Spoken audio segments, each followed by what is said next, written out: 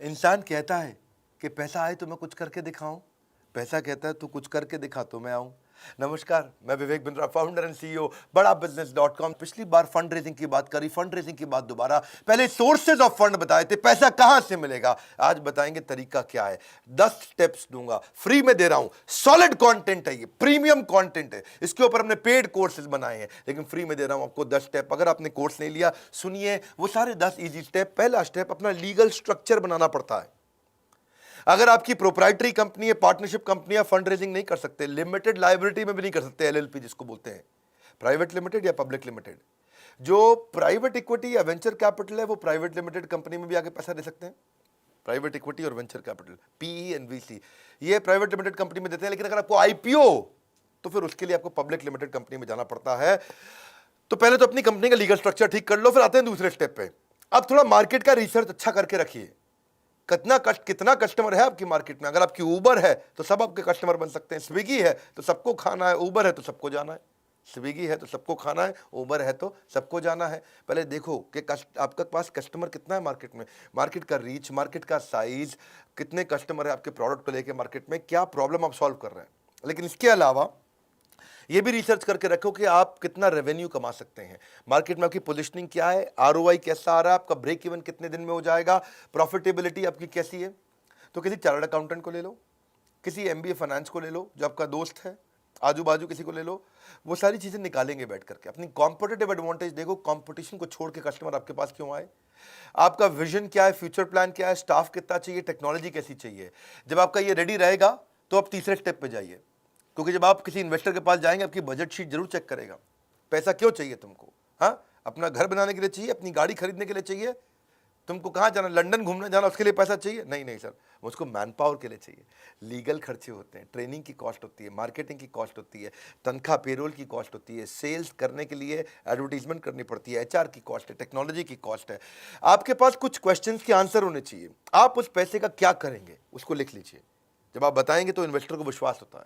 आप वो पैसे को कैसे यूज करेंगे, कितना पैसा चाहिए आपको, कहां कहां कितना कितना बजट बना के खर्च करेंगे, कैसे इस खर्चे को ऑप्टिमाइज करेंगे, कम खर्चे में ज्यादा काम कैसे करके दिखाएंगे, इसके लिए आपको कन्विंस करना होगा। अगर आपको 100 रुपए की जरूरत है तो इन्वेस्टर को दिखाइए 15 रुपए मैंने डाले, 15 रुपए मेरे पार्टनर ने डाले, हमारे पास होगा 30 रुपए, हम अपने भी लगा रहे हैं, 70 आप दे दो। उसको थोड़ा विश्वास होगा कि 100 में 30 ये लगा चुका है, 70 नहीं, ऐसा करता हूं मैं 40 दूंगा, 30 तुम्हें किसी से दिलवा दूंगा। वो बात करने में इंटरेस्ट लेगा। लेकिन आप बोलोगे मुझको 100 रुपए चाहिए, अपना तो मैं लगाऊंगा नहीं, आप ही पूरे दे दो, गड़बड़ हो जाएगी। चौथा पॉइंट, अब रिसर्च करिए। आपने बजट शीट बना लिया है, अपने बिजनेस को समझ लिया है। अब देखिएगा कि इस समय अगर आपका बिजनेस बढ़िया है, कौन सा इन्वेस्टर है आपकी इंडस्ट्री में, आप फार्मा में, एफएमसीजी, क्लोथिंग में, एजुकेशन में, टेक्नोलॉजी में, ई कॉमर्स में, B2C, B2B, हर एक के अलग प्रकार के इन्वेस्टर होते हैं। आपको सही इन्वेस्टर के पास जाना, नहीं तो हर जगह मेहनत करोगे, दीवार को धक्का नहीं लगाते, 100 जगह बिना बात के नहीं जाते। इसके लिए इन्वेस्टमेंट बैंकर्स होते हैं, आई बैंकर। इसकी एक पूरी लिस्ट है, हमने अपने फंड रेजिंग कोर्स में भी दिया है, एवरीथिंग अबाउट एंटरप्रेन्योरशिप में भी दिया है, कौन कौन इन्वेस्टमेंट बैंकर है मार्केट में, कौन से इन्वेस्टमेंट के लिए, कौन से फंड के लिए कौन सा इन्वेस्टमेंट बैंकर काम आएगा आपको। इन्वेस्टमेंट बैंकर कौन होता है, 2% 3% कमीशन लेता है बीच में। अगर आपको 100 रुपये दिलाएगा, 2 रुपये रख लेगा, तो वो एक दलाल, साधारण भाषा में, कठोर भाषा में बोलेंगे। वैसे बिजनेस की भाषा में उसको इन्वेस्टमेंट बैंकर या आई बैंकर या मर्चेंट बैंकर, इन 3 नामों से पॉपुलर होते हैं। सिकोया कैपिटल के आपको फिनटेक में पैसा लगाता है आजकल, RPG venture, FMCG, health wellness में लगाता है। आपका बिजनेस कौन सा है ये देखो। आप ई कॉमर्स में जा रहे हो तो एसएल पार्टनर अच्छा कर रहा है, कंज्यूमर बिजनेस सर्विसेज में जा रहे हो, नेक्सस वेंचर कर रहा है। इसकी पूरी लिस्ट हमने बनाई है। पूरी लिस्ट यहाँ यूट्यूब वीडियो बनाना मुश्किल होता है। अगर आप सीरियस कस्टमर हैं, बायर हैं, आपको वास्तव में आपको चाहिए कि भाई मुझे कोई पैसा मिल जाए, पैसा मिलना मुश्किल नहीं है, कुछ बेसिक चीज़ें चाहिए। आप ये 3 घंटे का कोर्स पूरा अटेंड करिए, या कुछ वीडियोस की सीरीज, ये कोर्सेज हैं, एवरीथिंग अबाउट एंटरप्रेन्योरशिप के साथ अभी ये फ्री में मिल भी रहा है कोर्स, आप ले सकते हो उसको। इन्वेस्टर ढूंढते ढूंढते अगर हो गए परेशान तो फंड रेजिंग कोर्स को ज्वाइन करो। 400 इन्वेस्टर की लिस्ट आपकी ज़िंदगी बना देगी आसान। मत हो परेशान, ज़िंदगी बनेगी आसान। इसके बाद 5वां पॉइंट, पिच डेक तैयार करो। जब जाओगे इन्वेस्टर के पास बोलोगे क्या, पिच, पिच मतलब उसको बोलना, डेक मतलब आपकी पूरी प्रेजेंटेशन। तो आप उसको समझाओगे, कन्विंस करोगे, तो कैसे करोगे। आपको सबसे पहली चीज बतानी पड़ेगी, पैसा कितना चाहिए, क्यों चाहिए, कैसे खर्च करोगे। और फिर आपको ये समझाना पड़ेगा आरओआई, आरओआई, आरओआई, सामने वाले को कमाई कैसे होगी, वो कैसे ग्रो करेगा। इसको बोलते हैं पिच डेक। अगर आप पिच डेक में ये भी लिखो, पहला 100 कस्टमर कैसे लाओगे, उसके बाद 1000 कैसे लाओगे, 10,000, 1 लाख, 10 लाख कस्टमर कैसे बनेंगे। पहले तो सिंपल सा कवर पेज बना लो, उसके बाद अंदर जब जाते हो अपनी टीम की इंफॉर्मेशन डालो, मेरे पास ये टीम है। इन्वेस्टर देखना चाहता है कि आपकी टीम में दम कितना है, आपकी टीम एग्जीक्यूट कर पाएगी कि नहीं कर पाएगी। पैसे तो चलो मैं लगा दूंगा, क्या सोचता है इन्वेस्टर, पैसे तो मैं लगा दूंगा, लेकिन क्या आपकी टीम में वो क्षमता है कि आपके आइडिया का एग्जीक्यूशन कर दे। आपको अपनी प्रोडक्ट और टेक्नोलॉजी की डिटेल देनी पड़ेगी। मैं क्या प्रोडक्ट बना रहा हूं, क्या टेक्नोलॉजी बना रहा हूं, कैसे बनाऊंगा, कितने दिन में बनाऊंगा, क्या बिजनेस का मॉडल है, कस्टमर आएगा कैसे। आपका कॉम्पिटिटिव लैंडस्केप का मतलब आसपास कितने कॉम्पिटिटर हैं इस धंधे में, आपके बिजनेस में और कितने तरह के कॉम्पिटिटर घुस चुके हैं, आपके करंट फाइनेंशियल कैसे हैं, पिछले 1 साल से 2 साल से आप बिजनेस कर रहे हो, थोड़ा मोटा किया है आपने, ज़्यादा नहीं किया, थोड़ा किया है आपने, 10 लाख, 50 लाख, 1 करोड़ या कुछ भी छोटा सा बिजनेस किया है, खाली आइडिया है। तो आइडिया है तो मार्केट साइज की अपॉर्चुनिटी बताओ, भाई मार्केट इतनी बड़ी है, मेरा आइडिया अच्छा है, थोड़ा पैसा दे दो, सीड फंड।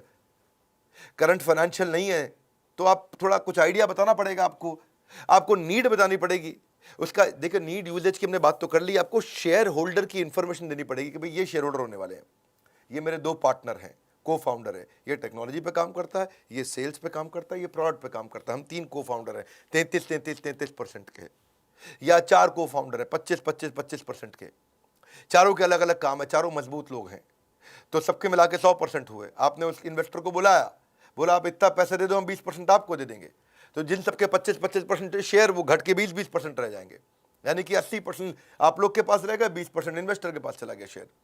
तो इन्वेस्टर को वो सारी इंफॉर्मेशन चाहिए, वो जानना चाहता है कि कंपनी की वैल्यू आज अगर 1 करोड़ है तो ये 100 करोड़ कैसे होगी। तो जो मैंने 20% दिया है आपको, जो आपके 20% शेयर लिए हैं, तो जब 1 करोड़ से 10 करोड़ या 1 करोड़ से 100 करोड़ के आप हो जाओगे तो मेरी भी कंपनी की 20% जो मेरे शेयर है उसकी वैल्यू बढ़ जाती है। इन्वेस्टर क्यों आता है, इन्वेस्टर को आरओआई रिटर्न चाहिए। अब आता छठा पॉइंट, अपनी इन्वेस्टर पिच को और अच्छा करो, उसको परफेक्ट करो। कैसे परफेक्ट करोगे आप इन्वेस्टर से बात कैसे करोगे, प्रोसीड कैसे करोगे, अपने आप को प्रेजेंट कैसे करोगे, अपनी टीम को कैसे प्रेजेंट करोगे, उसको ईमेल कैसे लिखोगे आप, वो आपको कैसे रिस्पॉन्ड करेगा, गो हेड कैसे होगा। तो बेसिकली कुछ मिस्टेक्स है जिनका ध्यान रखना है। पहले कभी ये मत बोलिए मेरा कोई कंपटीशन ही नहीं है।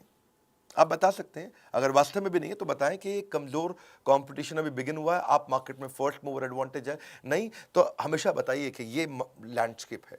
अनरियलिस्टिक प्रोजेक्शन मत दीजिए। आपको लगता है कि आप धंधा करेंगे 10 करोड़ का, बोल दें 1000 करोड़, तो फिर पर्दाफाश हो जाता है। क्लैरिटी होनी बहुत जरूरी है। जब क्लैरिटी नहीं होती है तो भी इन्वेस्टर पकड़ लेता है इस बात को। अगर इन्वेस्टर आपको क्रिटिसाइज करता है, आपकी कोई गलती निकालता है, तो उसको पर्सनली मत लीजिए। ऐसा नहीं कि आप दुखी होकर बैठ जाएं, ये कैसे मेरे बारे में इतनी कमी निकाल रहा है। और ऐसा नहीं कि बहुत कंजर्वेटिव नंबर दे दो, अग्रेसिव नंबर नहीं देना। आपने 10 करोड़ को 100 करोड़ नहीं बताना, वो तो मैंने बताया, लेकिन ऐसा ना हो कि 10 करोड़ को आप 1 करोड़ बता बैठो। तो कंजर्वेटिव भी नहीं देना, बहुत एग्रेसिव भी नहीं देना, रियलिस्टिक नंबर दीजिए। अनप्रोफेशनल लुक होती है कभी कभार, या बहुत ज़्यादा हीरो बन के जाते हैं। अभी हमारे एक दोस्त हैं, वो बहुत बड़े इन्वेस्टर हैं। वो कहते हैं कि मैंने इन्वेस्टमेंट के लिए मेरे पास एक पिच आई थी, बड़ी अच्छी पिच थी, वो बिजनेस मॉडल उसका अच्छा था। मैंने उसको 5 स्टार बुलाया, 5 स्टार होटल में एक मीटिंग करने के लिए। मैंने पूछा वाइन लेते हो, बोला मैं विस्की लेता हूँ, बड़ी कोई महंगी विस्की बता रहा था वो, सिंगल मॉल्ट 18 ईयर। तो बोला मैं 12 ईयर भी नहीं लेता, 18 ईयर लेता हूँ। जब उसने ऐसा बोला तो उसको लगा इसके तो बड़े रईसों वाले शौक है, ये मेरे पैसों को अपने शौक में ही पूरा कर डालेगा। और फिर बोला कि मैं एक दूसरे लड़के से मिला जिसको मुझे फंड देना था, और वो बेचारा 700 किलोमीटर तक बस में बैठ के आया, सारी रात बस में था वो, और सुबह मेरे पास आया, दिन भर वो मेरे साथ रहा। मैंने बोला थके नहीं आप? बोला बस में नींद पूरी कर लेंगे, दिन भर काम करेंगे। बोला एक बड़ा मेहनती था, उसे विश्वास हो गया। बड़ा इंपॉर्टेंट है कि जब आप इन्वेस्टर से मिल रहे हो तो कैसे मिल रहे हो, क्या बात कर रहे हो, प्रोफेशनल रहिए, कीप इट सिंपल, स्टोरी बताइए कंपनी की स्टोरी क्या है, और आपके इन्वेस्टर को उसका एग्जिट कैसे मिलेगा, वो कमा के बाहर कैसे निकलेगा, उसकी स्ट्रैटेजी तैयार रखना। फंड रेजिंग कोर्स को लेकर अगर आप बन गए बुद्धिमान तो इन्वेस्टर पिचिंग में कभी नहीं बचेगा कोई व्यवधान। बुद्धिमान व्यवधान ठीक लग रहा है, क्योंकि कोर्स में देने जा रहे हैं आपको वो ज्ञान जो फंड रेजिंग प्रोसेस को कर देगा बहुत आसान। 7वां पॉइंट अब आता है रोका। शादी से पहले रोका होता है ना, शादी से पहले थोड़ा सा रोका देते हैं, लड़का लड़की फिक्स हो जाता है, हाँ जी रोका सेरेमनी होता है, तो उसमें डिसाइड कर लेते हैं। तो ऐसे ही फंड रेजिंग का रोका क्या होता है, फंड रेजिंग के रोका में डिसाइड करते हैं कि कितना पैसा मैं लगा सकता हूँ, कब तक दूंगा मैं, निवेशक कितने शेयर ले लेगा आपसे, जो भी इन्वेस्टर आ रहा है उसे कितना % शेयर चाहिए, दोनों पार्टियों के अधिकार क्या होंगे, तो जो इन्वेस्टर इन्वेस्टी दोनों के बीच में क्या अधिकार होंगे, तो वो सब चीज़ें तय हो जाती हैं। और उसके बाद आता है 8वां स्टेप। अब इन्वेस्टर डिटेल में ड्यू डिलिजेंस करता है। ड्यू डिलिजेंस का मतलब आपकी जांच पड़ताल करता है। आपने जो जो क्लेम किए, मैं ऐसा कर दूंगा, अब तक ऐसा किया, वो सारे वो वेरीफाई करेगा। इसको बोलते हैं, इस इंडस्ट्री में बोला जाता है ट्रस्ट बट वेरीफाई। क्या मतलब है? वो आपकी सारी बातें विश्वास करेगा लेकिन वेरीफाई भी करेगा। आप बोलोगे मैं आज 10 करोड़ रुपए का काम कर रहा हूं, तो आप पे विश्वास करेगा लेकिन वेरीफाई भी करेगा। ऐसा नहीं बोलेगा मैं नहीं मानता तुम कर रहे होगे, वो विश्वास करेगा, बहुत अच्छी बात है, 10 करोड़ दैट्स वेरी गुड, लेकिन बाद में आके आपके पेपर चेक करेगा, वेरीफाई करेगा। ट्रस्ट बट वेरीफाई, इसके लिए किया जाता है ड्यू डिलिजेंस, तो जांच पड़ताल साधारण भाषा में। वो आके आपके बिजनेस के प्रोसेस को समझेगा, आपके बिजनेस के मॉडल को इवैल्यूएट करेगा, आपके साथ में बाइंडिंग अग्रीमेंट डिसाइड करेगा, आपके फाइनेंस को चेक करेगा, आपकी बैलेंस शीट देखेगा, आपका प्रॉफिट एंड लॉस स्टेटमेंट देखेगा, कैश फ्लो स्टेटमेंट देखेगा, कंपनी में कहीं कोई कर्जा तो नहीं चल रहा, पहले से कोई लोन तो नहीं चल रहा, आज रेवेन्यू कैसे हैं, पिछले 3 साल में कितने बड़े, उसको बोलते हैं CAGR, compounded annual growth rate. भाई 3 साल पहले आप 1 करोड़ पे थे, पिछले साल आप 10 करोड़ पे थे, इस साल आप 30 करोड़ पे जा रहे हो, तो उसको लगेगा अरे ग्रो कर रही है, लगातार ग्रो कर रही है, तो उससे उसको विश्वास आ जाएगा। इसको बोलते हैं ड्यू डिलिजेंस, जांच पड़ताल। पिछले साल की ग्रोथ की रेशियोज आके निकालेगा आपके साथ, आपके मार्जिन चेक करेगा कि फाइनली बचता कितना है। ऐसा तो नहीं कच्चे पक्के का धंधा कर रहा है, पैसा निकाल के कच्चा जेब में रख लेता है, कैश का काम कर रहा है। आपकी इन्वेंट्री घूमती कितनी जल्दी है, कौन सी इन्वेंट्री वेस्ट हो जाती है, डेट टू इक्विटी रेशियो कितना है, कर्जे का बहुत ज़्यादा भार तो नहीं है, करंट रेशियोज कैसी है, कई रेशियोज होती हैं। तो आप अपने फाइनेंशियल्स को किसी चार्टर्ड अकाउंटेंट के साथ ठीक कर लीजिएगा ड्यू डिलिजेंस से पहले। अपने कोई ऑडिटर बाहर का लेके अपनी ऑडिट करा लीजिए। ये सब चीज़ें हम सिखाएंगे आपको। अगर आपका बिजनेस नया है, अभी कुछ भी आपने पहले नहीं किया, तो भी आप फंड रेज कर सकते हैं। आपका लीगल भी चेक करेगा आकर के, वो कंपनी में कहीं कोर्ट में केसेस तो नहीं चल रहे हैं, प्रमोटर के ऊपर, मालिक के ऊपर केसेस तो नहीं है। आप रजिस्ट्रार ऑफ कंपनी से भी चीज़ें चेक करेगा, बैंक के रिलेशनशिप चेक करेगा, बैंक से भी चेक करेगा कि कहीं आपके चेक डिसऑनर तो नहीं हो जाते हैं, चेक आपके बाउंस तो नहीं हो जाते हैं। वो चेक करेगा आप कितने ईमानदार हो, और कई बार उसकी आपकी पर्सनल प्रमोटर की भी वो जाके चेकिंग करेगा कि भाई ऐसे तो नहीं है ये पैसा लेके लड़कीबाजी करता हो, घूमता हो, बहुत शराब पीता हो और घूमने जाता हो, चला गया भैया बैंकॉक मसाज कराने जा रहा है, क्यों, इन्वेस्टर से पैसा ले लिया, सैंडविच मसाज, ये सब फालतू काम कर रहा है कि वास्तव में जिम्मेदार है। सुबह कितने बजे दफ्तर जाता है, आपको बताए बिना आपके बारे में चेक कर लेगा। रात को दफ्तर से कितने बजे निकलता है, आपको बताए बिना चेक कर लेगा। छुट्टी कितनी मारते हो, तो ये ड्यू डिलिजेंस बोलते हैं, इसको बोलते हैं जांच पड़ताल, ट्रस्ट बट वेरीफाई। अब आता है 9वां, ड्यू डिलिजेंस कर लिया, टर्म शीट बन चुका है, रोका हो चुका है, शादी का टाइम आ गया है। शादी के टाइम यानी कि शेयर होल्डर अग्रीमेंट। अब शेयर होल्डर अग्रीमेंट बन जाएंगे। शेयर होल्डर अग्रीमेंट में किसके क्या अधिकार हैं, कौन किसके लिए जिम्मेदार है, उसमें सब लिखा जाता है। ये बहुत लंबा होता है। टर्म शीट जो होती है वो 1-2 पेज की होती है, 4 पेज की होगी, लेकिन शेयर होल्डर अग्रीमेंट 250-250, 300-300, 500-500 पेज का भी हो सकता है। ये वो डॉक्यूमेंट है जिसमें सारे रिलेशनशिप आपके लिखे होंगे। ये 200-300-400 पेज के अंदर आपके right, duty, share holder agreement, jurisdiction, arbitration, event of default, अगर डिफॉल्ट हो गया तो क्या करेगा, कितने शेयर ले रहे हैं, किस प्राइस पे ले रहे हैं, कंपनी में कितनी स्टेक बन रही है, वो सब चीजें शेयर सब्सक्रिप्शन अग्रीमेंट में आ जाएगा। तो 2 तरह के होते हैं, एक होता है शेयर होल्डर अग्रीमेंट, एक होता है शेयर सब्सक्रिप्शन अग्रीमेंट। अगर आपको इसकी समझ नहीं, चिंता मत करिए, आप आइए, बोर्ड लाइन नंबर पर फोन करिए। फंड रेज करना मुश्किल नहीं है, सैकड़ों हजारों कंपनीज कर रही हैं। अग्रीमेंट इस बनाने के तरीके क्या है वो सब सिखाए हमने आपको। ये अग्रीमेंट क्यों चाहिए होता है? अग्रीमेंट इसलिए नहीं चाहिए कि आप कोर्ट में केस जीत जाओ, अग्रीमेंट इसलिए चाहिए होता है कि कोर्ट में केस के लिए कभी जाना ही ना पड़े। लीगल गाइडेंस इसलिए नहीं चाहिए कि आप जाकर के लीगल बैटल जीत जाओ, लीगल गाइडेंस इसलिए चाहिए कि कभी लीगल बैटल की नौबत ही ना आए, कभी झगड़ा ही ना हो।